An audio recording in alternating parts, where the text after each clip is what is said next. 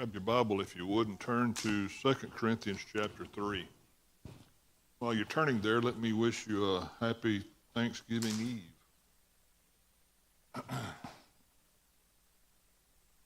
Holiday, my favorite holiday of the year, to be honest with you, for a lot of reasons, but a holiday that we tend to maybe overindulge ourselves just a little bit. But Thanksgiving food is really good, so hope that you have the opportunity to enjoy that and that you get the opportunity to spend some time with your family. We're studying 2 Corinthians, and we are down to chapter 3, and actually we had started chapter 3 last time, and we're going to continue that, and hopefully, well, let's just let it go where it will, and deal with the instructions that Paul gives. Of course, the Spirit of God using Paul gives these instructions, but he talks to us a lot about the new covenant. And we were talking about a little bit last week the difference between the old covenant and the new covenant, what we mean by those terms and how Paul uses those terms and why we needed a new covenant when the old covenant was in fact perfect, flawless. And of course, we discussed the fact that the problem that we had with the old covenant wasn't the covenant itself, it was our ability to live under it, our ability to live a flawless, sinless life, our ability or inability to live up to the standard of God's righteousness. The new covenant, on the other hand, offers us what we could never achieve under the old covenant, and that is the righteousness of God, but rather than earning it, it's offered to us as a free gift. And that's almost, as we said last week, too good to be true. It's almost more than our mind can conceive that God would do on our behalf what we were utterly incapable of doing because we're sinful. But let's begin reading, and then I want to ask a question or two to get the conversation initiated tonight. But let's begin reading in verse 1 of chapter 3. Paul said, "Are we beginning to commend ourselves again? Or do we need, like some people, letters of recommendation to you or from you? You yourselves are our letter written on our hearts, known and read by everyone. You show that you're a letter from Christ, the result of our ministry, written not in ink, but with the Spirit of the living God, not on tablets of stone, but on the tablets of human hearts. Such confidence we have through Christ before God.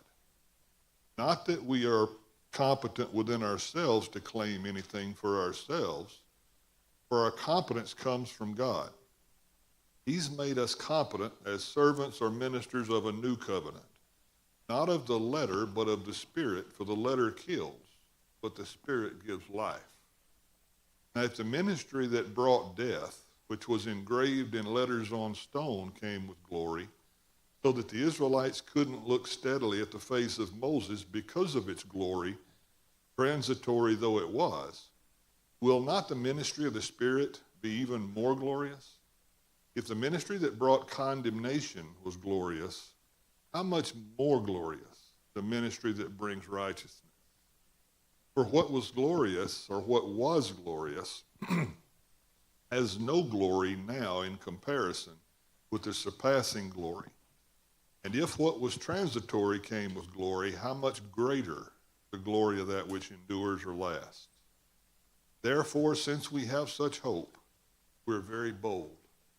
We're not like Moses, who put a veil over his face to prevent the Israelites from seeing the end of what was passing away. For their minds were made dull. Toward this day, the same veil remains when the old covenant's read. It's not been removed because only in Christ is it taken away. Even to this day, when Moses is read, the veil covers their hearts. But whenever anyone turns to the Lord, the veil is removed or taken away. Now the Lord is the Spirit, and where the Spirit of the Lord is, there's freedom.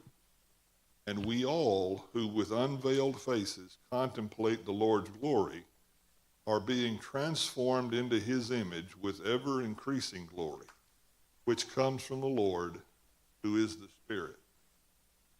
Now let me ask you, it's kind of, as we've laid the groundwork for studying Second Corinthians, one of the things that we have noted to be of real importance or significance to our understanding or our study of Second Corinthians is the fact that Paul's writing to a church that obviously is under pressure from false teachers who are accusing Paul of being less than qualified. In other words, they're accusing him of maybe not being an apostle at all, and that the message he proclaims isn't reliable, it's not trustworthy.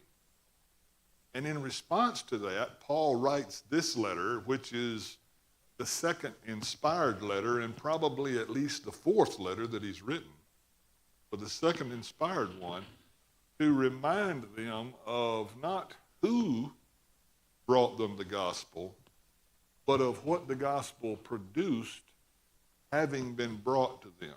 In other words, the transformation that resulted in their life as a result of their faith in God.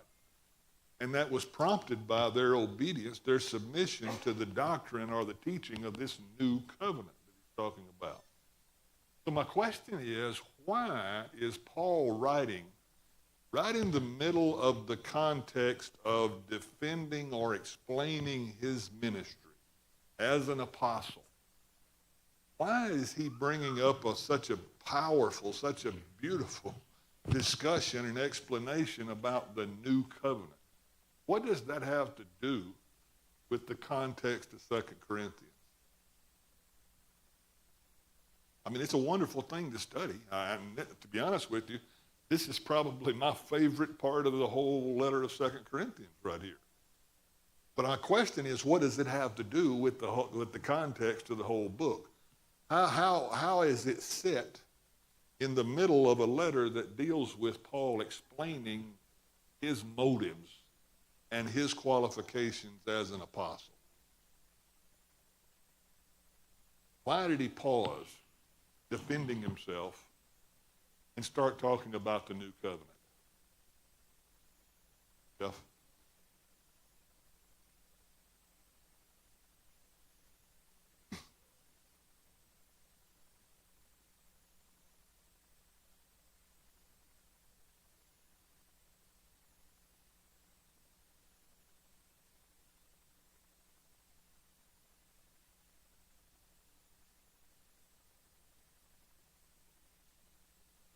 You know, he prefaced this at the end of chapter 2 by reminding them, actually in the beginning of chapter 3, about the fact that the transformation they had experienced, the Christians at Corinth, was the letter of recommendation, if you will, that was written by God's power transforming their lives, and how they had allowed someone or a group of someones who presented themselves as being highly qualified and well-heeled and highly educated to come in and teach them things that were in fact absolutely contradictory to the saving message they had so eagerly accepted, and that had resulted in the church in Corinth even coming into existence.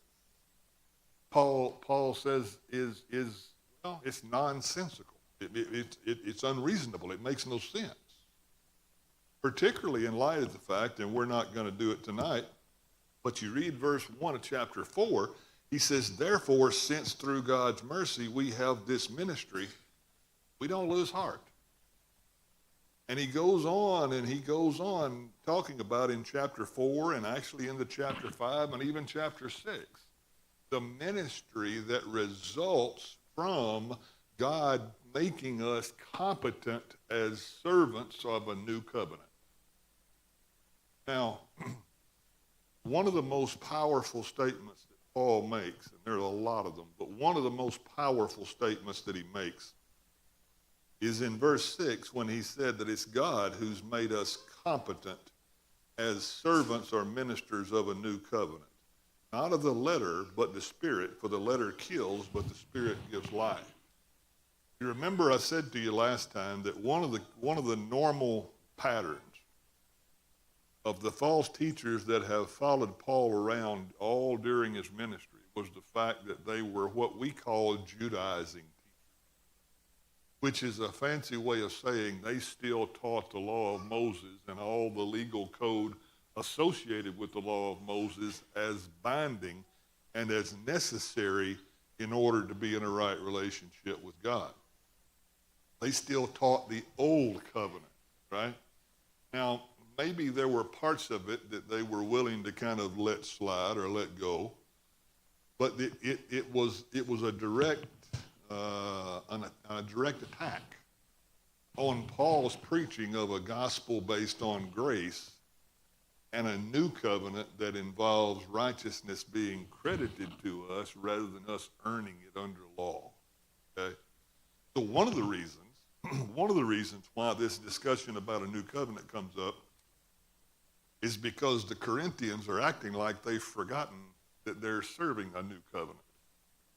They act like they are enamored with the teaching of these Judaizers or these false teachers who've represented themselves as super apostles, as Paul refers to them, and as having come or been sent from the church or the elders or the leaders and the apostles in Jerusalem, which wasn't the case at all.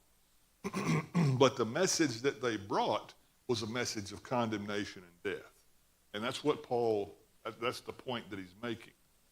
He says, God who has made us competent as servants of a new covenant, not of the letter, but of the Spirit. Because, he says, the letter kills, but the Spirit gives life. Now, explain that statement, if you would, before we move on. Don't skip over it, because it's important.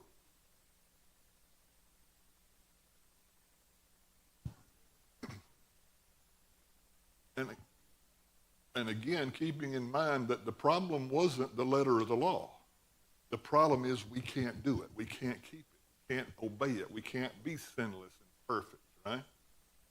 And when we fall short of that performance-based judgment under law, then we're lost. We're outside of fellowship with God. We, in essence, have died rather than given life, and find ourselves ultimately in a hopeless condition.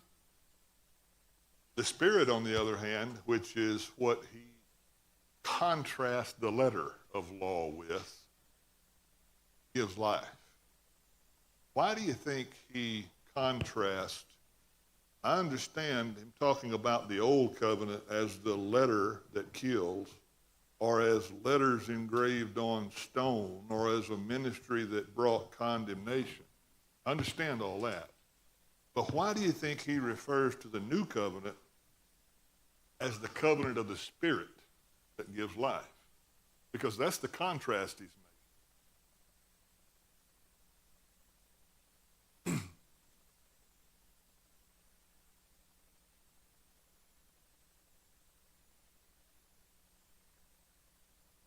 Yeah.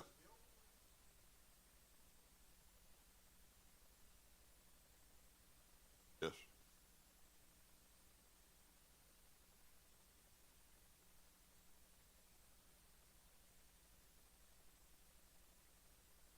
Exactly right. Exactly.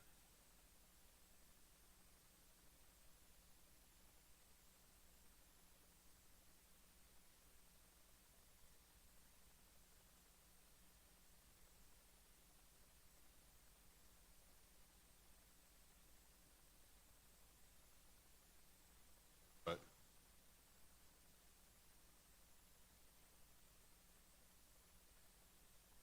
Well, and you know, it's appealing, if you would, to a human, because that's a message that the Jews had been adhering to or had believed in. They were legalists for a long time. And even the Gentiles who were acquainted with or associated with or had some knowledge of the Jews and the law of Moses and that covenant probably were as legalistic minded as the Jews who were living under that Mosaic covenant. Just bear in mind, as we've said before in this study, that when we talk about the term Old Covenant, The law of Moses is part of that old covenant. Part of that old covenant. But only a part of it. Because every law, if you will, every code, every revelation of God that is conditioned upon our obedience, our sinlessness, is a covenant that we can't keep. It's a covenant that produces death. In other words, we aren't law keepers. So whether it's the law of Moses or any other law that God revealed at any other time in history that demanded that we live up to his standard, the result is it's a killing effect for us because we can't obey.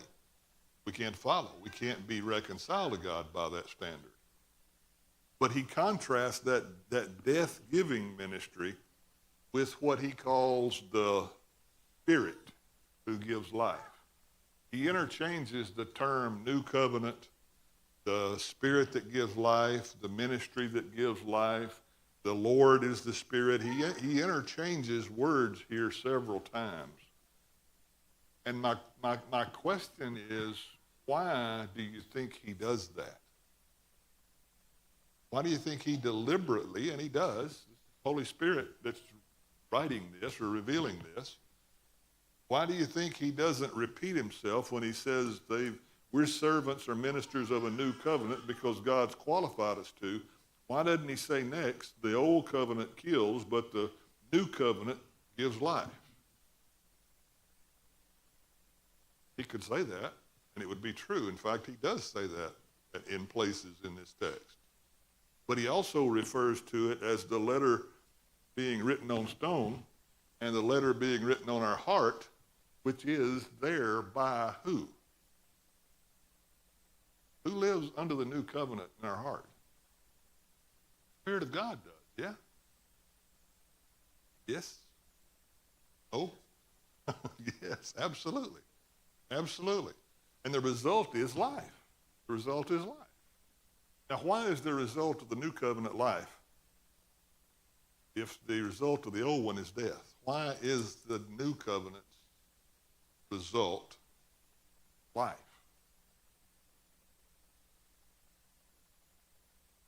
And what does the sacrifice? I know we know all this, but I want us to tie everything together in a string that makes sense from beginning to end. What does Christ's sacrifice have to do with solving our problem with an old covenant that produced death?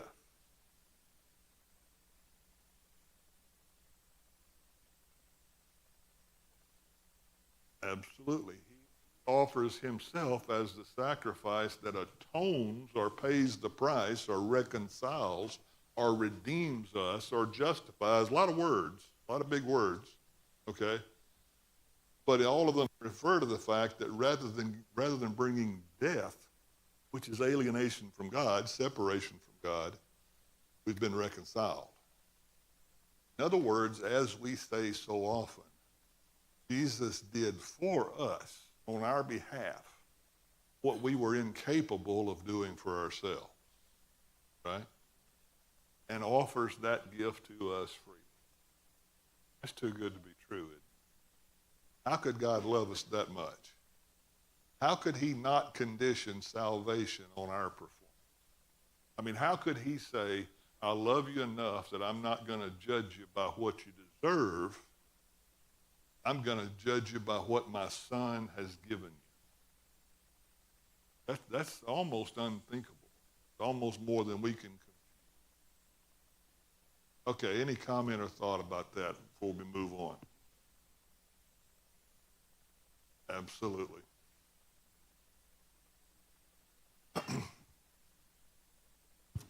For people who had lived for generations and generations. And in fact, though it wasn't a new message, I mean, we can look back now and see the gospel in its rudimentary forms all the way back to Genesis, right? We can read the prophets' predictions. We can read God promising Abraham, through your seed, all nations will be. I mean, there are a lot of connections that we can make that they living didn't make, that they didn't make until it was revealed to us after the fact, so to speak. The only reason we can make that connection is because God makes it for us, and explains it to us, right? So it is. I agree with you. It is. I'm not trying to excuse the Jews and their blindness, because they shouldn't have been blind, like we shouldn't be. But they were. They were. They were still hung up on the idea of a performance-based old covenant system. Now, it might not have been the full law of Moses. In fact, I read history after the first century about the Jews and the rabbis who interpreted law. They had become pretty masterful at choosing and picking the parts that they wanted, and not ever bringing up or discussing parts that weren't nearly so comfortable or easy to them. Exactly. And what option would they have? I mean, outside of accepting a free gift, that's all we can do is rationalize. That's all we have, right? If we're not going to accept it as a free gift from God, if we're going to maintain that I've got to do it, then we're going to have to become masters at self-deception and rationalization. That's the only way we can justify it. That's the only way we can rationalize it in our mind. David and then Jeff. Well, not by this time. Well, I say that. They actually probably, by 2 Corinthians, it is 10 years before AD 70, so that's probably still happening. I think that's one of the things that makes, like, the book of Hebrews so powerful, because the Christians who had been converted to a whole new covenant system, right, that saw Christ as the fulfillment of everything the old covenant represented, they still had family and friends that were going to the temple and going through the motions of all those things that were ritual and representative. And that continues. That continues in some measure all the way up until God brings about the absolute destruction of the temple in Jerusalem, where one stone's not, it's an annihilation. They can't do it now because there's no altar, there's no temple, there's nothing. It's destroyed, and God did that. That was part of God's plan. Yeah.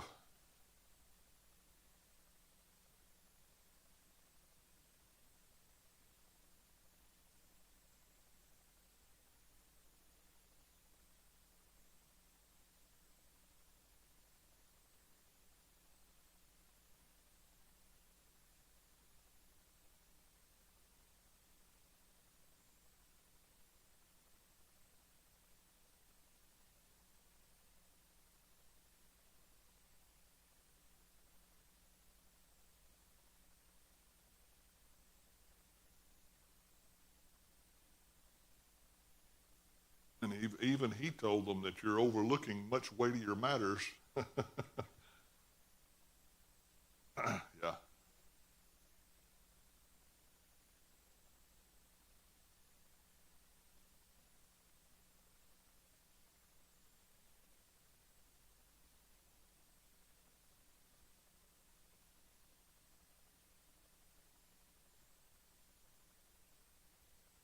Absolutely. Absolutely.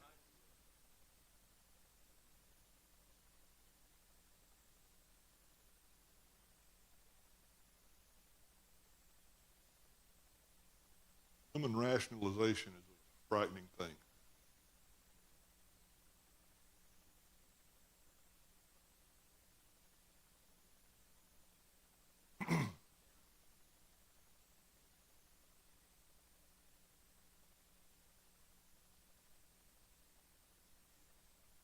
Well, and the spirit of legalism still does that same thing, Jeff. We're not hung up on sacrifices and temples and priests anymore, but legalism today, okay, among us, still does the same thing.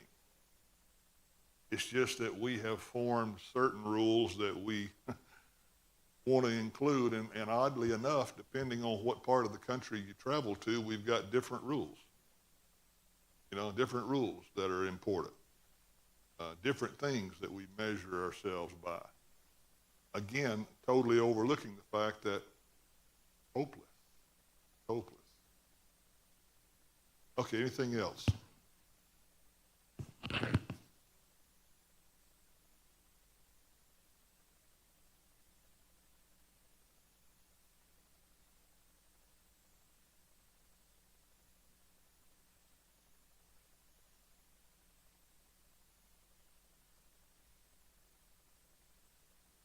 Somehow the list and the checking the boxes is appealing to us and,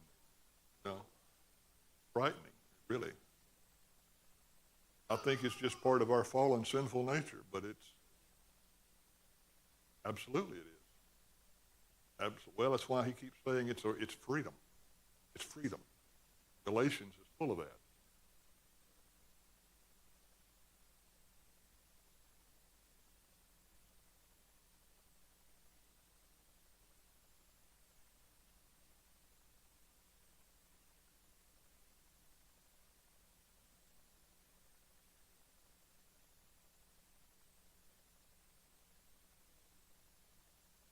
It's a complete, I think you said this last week, John, a complete fulfillment of everything the old covenant stood for.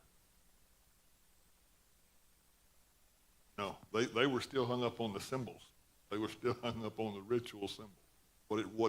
What the shadow represented, they were blind to. They were blind to. Missed that point completely, or largely.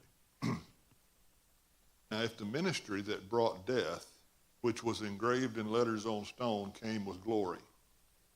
Let me pause there and ask you, did it? Did the old covenant, was its nature glorious? I mean, let's take Mount Sinai, for example. What were the conditions surrounding God giving the Mosaic covenant at Mount Sinai?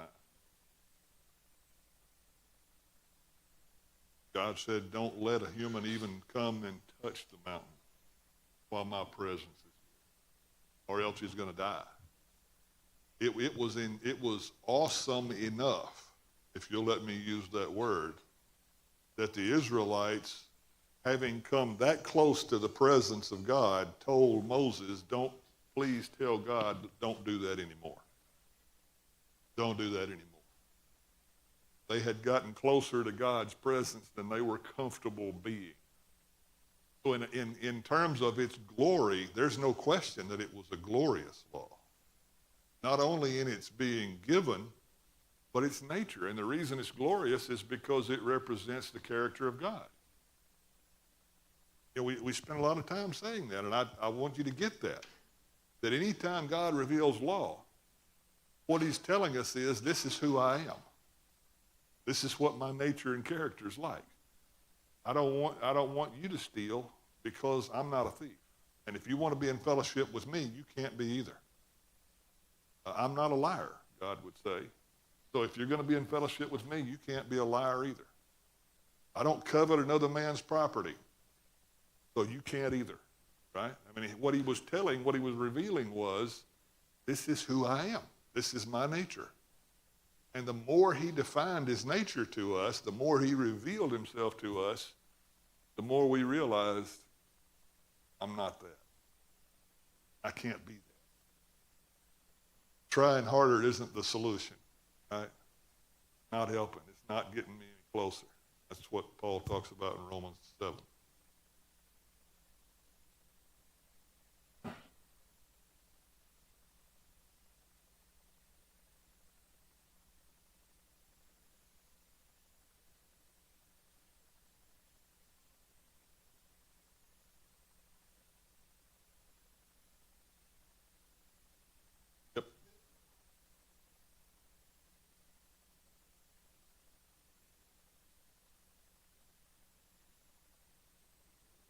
That's right. Right. I'm convinced they intended to. They wanted to. Which brings up, and I'll stop with this because Johnny's got a little bit of a devotional for us as we close tonight. It's a pretty good closing place for this, or a pausing place for this. Any of the covenants that God entered into that were conditioned upon us keeping the law, or those laws, those rules, that revelation perfectly. Go back and read what God told them about the law of Moses. If you do these things, then here's what you'll get. Here's the blessing. Here's the promise. Every covenant that God revealed that was conditioned upon us doing everything it said was a covenant that produced death for us. And the new covenant is the opposite of that. Now, being opposite doesn't mean that what God revealed in the old covenant isn't true, because God hasn't changed. What has changed is God made it possible for us to fulfill the conditions of law because we're clothed with the righteousness of his sinless Son. Even though you and I both know we're not that, that's what he gave us to wear. That's what he gave us to wear. That's the new covenant. That's the new covenant. And his point is in verses 7 through 9, if you think the old covenant was great and glorious and awesome, and it was all those things, how much more must the ministry that gives life, right? How much more glorious must the new covenant be? Because it produces children of God. It reconciles us to God. I mean, there's so many things about that covenant that make it more glorious. The result is only one of them. The fact that God was the lamb that paid the price is another one. I mean, there's so many reasons why that new covenant is so glorious. Okay, we're going to stop there. Pause there. Mark, if you would, verse 10. We'll pick up with that and probably be able to finish up. I think next week is the first Wednesday of December, which will be our singing night, but the one after we'll pick up with chapter 3, verse 10, Lord willing.